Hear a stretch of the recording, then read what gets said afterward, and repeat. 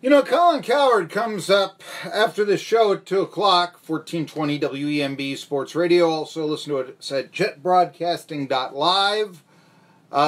You can also hear us on Facebook, or watch me on Facebook, where you can see that I need a haircut. But, no, 1420 WEMB Sports Radio. Like us on Facebook. Most followed, most liked, now with more than 1,600 followers, most liked sports radio Facebook page in the market. But you can see the show archived. That's the deal. And we usually spread it around, and we're doing quite well, actually, with our numbers that you can see on. I mean, you know, I mentioned this before in an earlier show, you know, I mean, Arbitron is just, you know, that's becoming, for the radio business, and I'm not going to say it's not used in bigger markets, it is, but even in some bigger markets, the station, they're not subscribing to the book. They don't want 2,000 out there.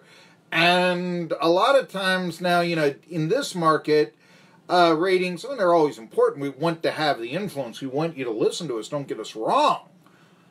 But so much of sales in a market like this is done in a sort of not so much ad agency type, look, this will get to your target audience. They're number 2 in the market with women, or something. You know, it's not necessarily exactly the way it's done.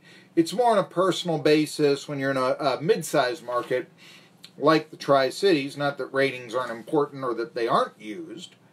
They are. But now you see it costs so much to subscribe to the book. And also, you know, a market like the Tri-Cities, there's also something with AM radio. The signal, you know, be very strong some places. Strongest radio station out there, and then not so much in other places. And so that's, you know, look at, okay, what businesses are we going to handle and all that. I know, you know, and that, some of that's on us. I mean, you know, in terms of the stick, but that's why we have the show on jetbroadcasting.live.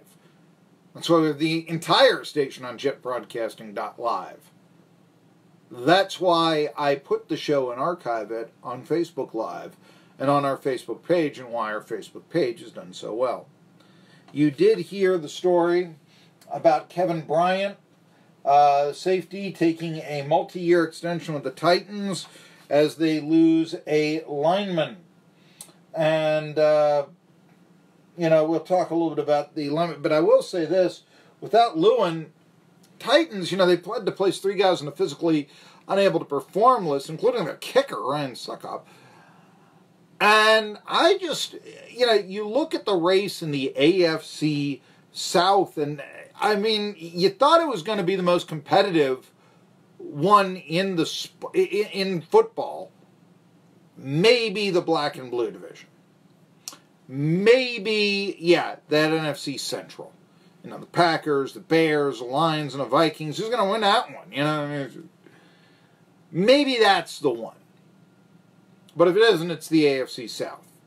And I'm not sure the AFC South isn't. I mean, you have a team like the Jaguars that can play for the Super Bowl and be what? Well, they led the Patriots in the fourth quarter, because, of course, so did the Chiefs last year, in the AFC title game. But they, you know, finished losing record last year. Just fell on their face. But you got to figure, okay, new quarterback, you know, Nick Foles coming in. Hey, maybe the Jaguars will come back. Colts start looking real good. Started 1-5 last year, made the playoffs. They still look like kind of the team to be. And I mean, Jadeveon Clowney holding out. He'll be there probably on opening day. That might be a bit of an overblown story because, first of all, do you think Jadeveon Clowney needs training camp? Yeah, you know, probably staying in shape on his own. Second of all, if he's playing for a contract, that's usually a lot of motivation. So the Texans, you know, that's another team right there that could be, you know, in the hunt. And then, of course, the Titans, who it looked like, and I said on this show, boy, the Titans, they look like that team of the future. And I said that, you know, back in 2017, and I thought, and now it's sort of like the team that's spinning their wheels.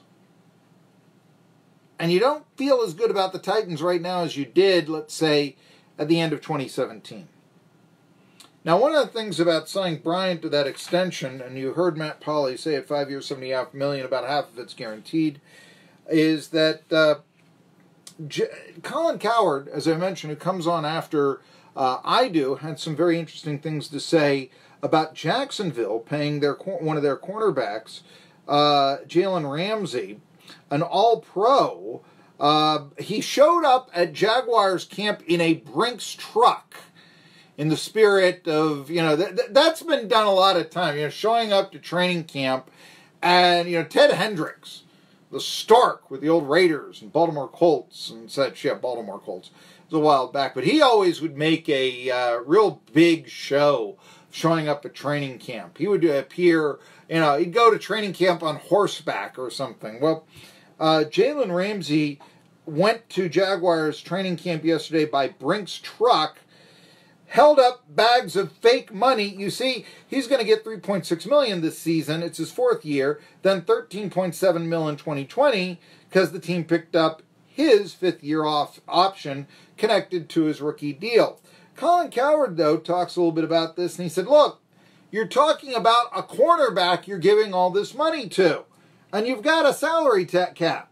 Philly won a Super Bowl, didn't have a corner on the roster that made over $1 million.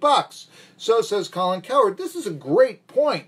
New England does pay Stephon Gilmore, but they won't pay a second corner. Pay your quarterback first, duh. But then, the cornerback? Now, I know Cowherd also says, pay your left tackle second, and I'm the guy who says you can always find another tackle. So I'm not necessarily in agreement there.